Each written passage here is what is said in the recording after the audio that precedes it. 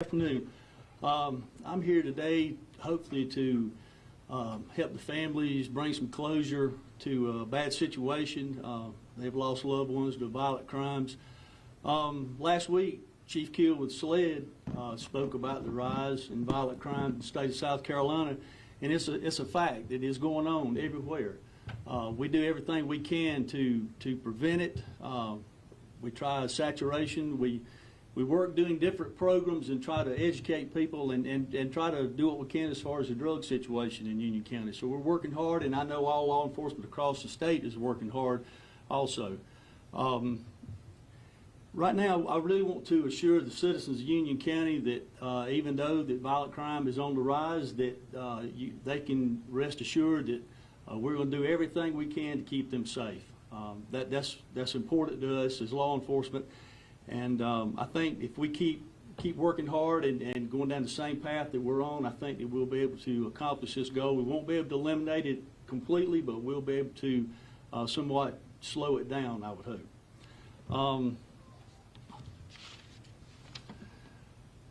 Due to the new evidence that has surfaced and witnesses that have come forward, today the Union County Sheriff's Office, Union Public Safety Department, and SLED we're announcing the arrest in 3 cases that have been reopened. These are older cases. The first case we have is the Crawford and Reinhardt case. On 4/15/2015, about 11:25, the Union Public Safety Department responded to 101 Horseshoe Circle in reference to shots being fired. The victim went to Spartanburg Regional by his personal vehicle, where he had sustained a shot in the leg. He was shot in the leg and was injured. That subject was identified as Cornelius Crawford. While the city officers were working this case in the city, then approximately 50 minutes later, around 12:25, the sheriff's office responded to 227 High Street in reference to shots being fired as well. Upon arrival, the deputies located the victim, Christopher Lee Reinhardt, who was shot and found deceased outside his residence. The Union County Sheriff's Office, Public Safety Department, and SLED gathered evidence and spoke to witnesses in both these cases and quickly determined that they were connected. Throughout the course of the investigation, Cedric R. Woods, 29 years of age, of Lakewood Drive, Union, and Quintarius D. Jeter, 25 years of age, of C Street in Jonesville, were charged each with attempted murder and possession of a weapon during the commission of a violent crime for the shooting of Crawford. And each were charged with murder and possession of a weapon during the commission of a violent crime for the shooting of Reinhardt. All right, and that's 2 of the cases there, and we have a 3rd case also that we're going to announce today. It was a 2020 homicide in the Jonesville community. On 2/9/20, at approximately 4 p.m., deputies responded to 129 Gideon Street in the Jonesville community in reference to a deceased female laying at the bottom of the steps. The victim was identified as Haley Danielle Thomason. The Union County Sheriff's Office, SLED, and the Coroner's Office began an investigation into the death of Ms. Thomason. Throughout the investigation, evidence was collected and witnesses were interviewed along with Ms. Thomason's husband. During that time, inconsistencies were noted by investigators of his testimony, and they did not match the physical evidence that we had collected. And that led us to charge her husband, Dylan Thomason, 24, of Oakland Road, Union, with the murder of his wife. I'm very proud of the agencies that contributed to all these cases. I've always been about a team effort and about the community working hard to solve these crimes. And that's actually what happened. The community has come forward and give us information that helped us out and give us new leads to pursue. And I want you to understand too that the previous administration, there was some good investigative work done also. They did a great job with gathering this because 2 of these cases are over 5 years old. So they did a great job in getting the information at that time, compiling it so we'd have something to work with in the future. And like I said, just new evidence and new people's statements and people coming forward to help is what really helped us get these cases resolved, I hope. And, like I said, I can't thank the agencies enough. That's a big deal to me, working with the community and all the other law enforcement agencies. The community is really, they're coming together now and reaching out and helping us as much as they can, and I applaud them for that. That's really a big key. Crime Stopper tips, we've been getting a lot of those in, and so that's big also. So I want to remind you that there's still an ongoing investigation. So we're still, wanting information from the community. If you have anything after you hear about all these situations and these crimes, please come forward and let us know if you have some information. We'll investigate everything. We'll follow all the leads that we get. And so if we have any questions, I'll be glad to answer. What questions I can answer, I will answer for you at this time. Sheriff, can you elaborate on that 2015 case? What kind of evidence or tip came forward that you were finally able to make an arrest with it? In the Crawford case? Yeah, the Crawford case. I really don't want to say right now due to the ongoing investigation, but there were more statements acquired. Like I said, more people coming forward that had vital information that we could actually follow those leads and get something we felt we could hang our hat on. Sheriff, could you speak a little bit about, is there a backlog? How many other cold cases are you and these teams currently still working on? Well, I think together, I think we're 10 total, I believe, in which I think several folks have, media sources have run stories for us, which helped us to, get people to come forward. So I think there were 10 total, and there's 6 in the county, I believe. So we're actually working on those as we're speaking. I mean, we're still getting information on those cases, and but you can't take too much at one time. You have to just take your time and work what cases is hot at the time, and what leads you're getting the most of. So that's what we've been focusing on. But all these other cases are just as important as these that we've already. I'm not saying they're completely solved, but we're at a point now where we felt that we could charge these individuals with these charges. So, like I said, it's a lot that goes on. There's a lot more coming in, and I feel confident in the near future that we'll have some more of these cases solved. Why is this such a priority for you, sir?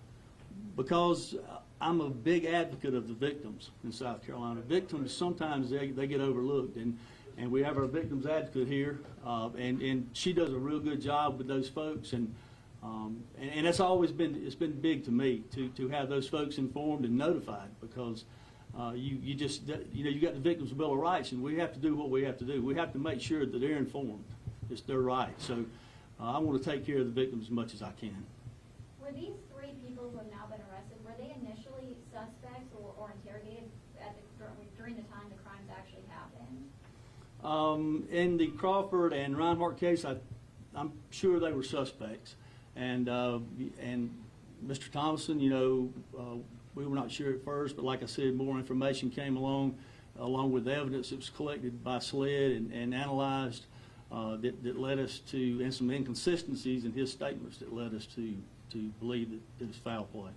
Have you spoken to these families of these victims and heard any sense of, I guess, relief or comfort knowing that people have been arrested? I did. We actually met, command staff met with the families yesterday before any warrants were served. I didn't want them to hear it from the media or just hear it on the street. So we called them in and we went through every detail we could with them. And it was, just to let them know that they were in our prayers and we'd continue to pray for them. But it was heartfelt how they, when they got the news, they broke down. And it's I'm not saying it's good to see that, but it's finally they had some relief and they could let some of this, the pressures that had built up over years, of wondering, what happened, is anybody going to do anything? And that pressure was just it was relieved yesterday to them, and it was amazing to see. I didn't want to see it that way, but they were emotional. What's the connection, sir, between Mr. Woods and Mr. Jeter in the Crawford and Reinhardt cases? Are they related? Are they friends? How do they know each other? I think they are kin in some nature. I'm not sure how, but I think they are. Is it fair to say related in some way, or law enforcement believes they're related in some way? Yeah, I think so. I can say that. Mm-hmm. Was there a relationship between the 2 victims of Mr. Crawford and Mr. Reinhardt? Were they independent of the suspects? Were those 2 gentlemen related in any which way? Not that I'm aware of. Interesting. Sheriff, we've seen an increase across sheriff's offices all over the upstate that are taking on a lot of cold cases and more often than not now solving them.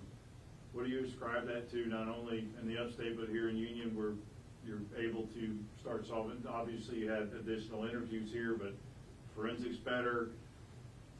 What's making this happen as much as it is now? Well, just what I attribute it to is forming those relationships with other agencies, and I'm a believer in using all the assets you can. It's not about just what Union County has as an asset to use. I don't mind calling people with SLED, any of the federal agencies. I've been in contact with all those, and you know, they tell me, here's my number, call me if you need me. And trust me, I do. If I have an issue, I want them in Union County. I want as much law enforcement in Union County as we can get. It's critical to have those people here to solve some of the problems we have here. And we've had some problems in the past, and I'm hoping it'll get better. But I think based on the other agencies that work with us and we have that relationship with, and along with the community, and along with the new processes that SLED can provide to us. You know, they're building a new crime lab, and that's going to be an asset. It's going to speed things up, but COVID kind of slowed the evidence analyze. You know, we had to have it analyzed, so it kind of slowed it down just a little bit, and that kind of put some things on the back burner until we can finally get our evidence finished and analyzed. Can you talk about which agencies were assisting in this? I see a bunch of people aligned behind you. Can you kind of give us a rundown of who worked together to make this happen? Right. SLED, they were a big part in this investigation.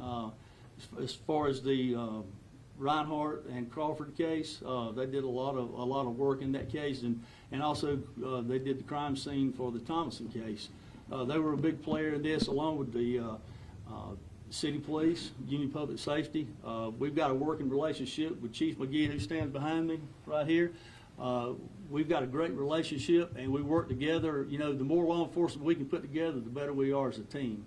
And that's the whole concept we have in Union now, is a team concept. So we're working toward that. Like I said, Michelle, with the victims, along with the investigators from the Sheriff's Office, it really did a good job. But we can't forget that the most important people that we have are our road deputies.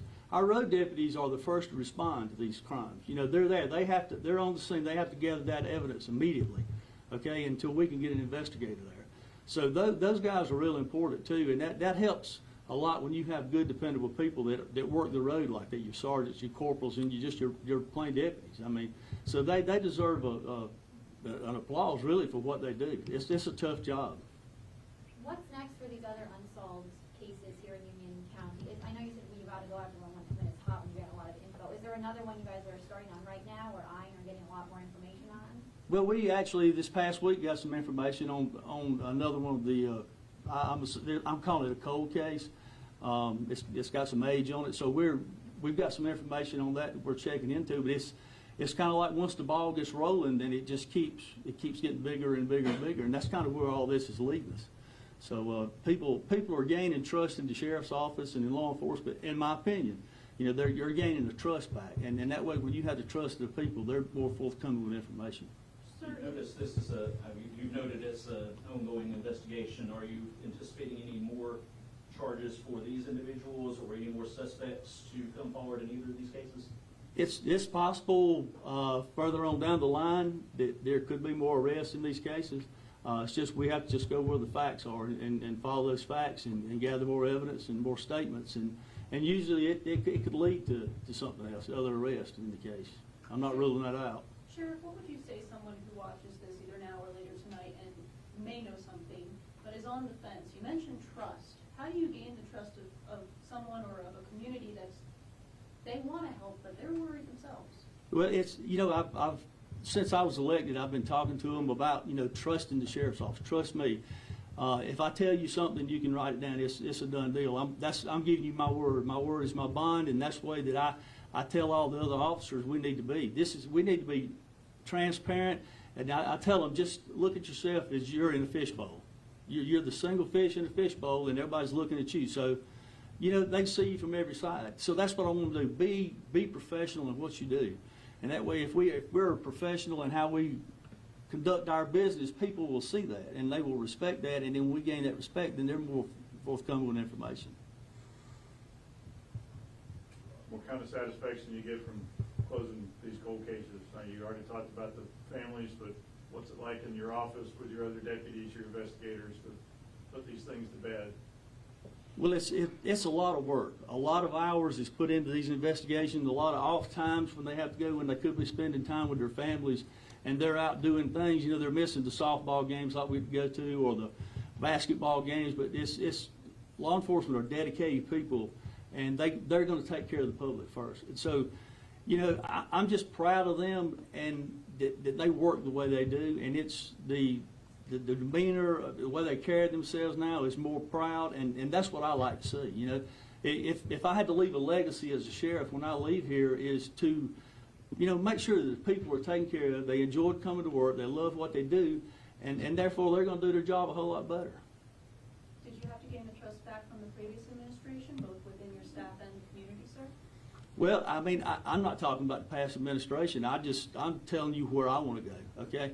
So where I want to go is forward, and I want to make sure that you know, everybody that works here, you know, worked in the other administration. So that was just the leadership, okay? So I look at myself as a leader, and I've always told people leaders don't produce followers, they produce leaders. So I'm hoping these other guys will just, you know, they'll see that there's positivity in the leadership role. So I want them to be leaders, so that's what I encourage. Chief, could we ask you a question real quick while we're here? Yes, sir. Just your sense of how this went from the city's perspective and the collaboration that you've had with all of these agencies represented in SLED. What's your opinion on what's happened here?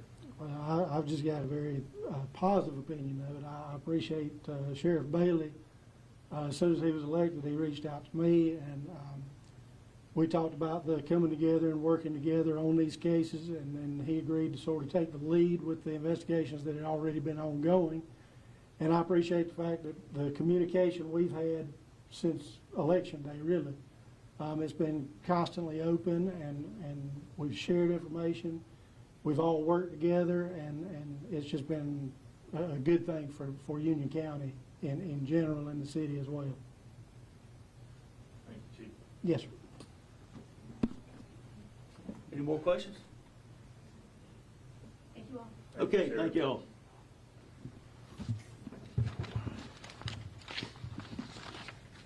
I didn't want to sneak up on you, Chief, but I figured we ought to get something from you. It's all right. Thank you, Sheriff. Mm-hmm. Thank you all for your availability. I hope so. What's going on?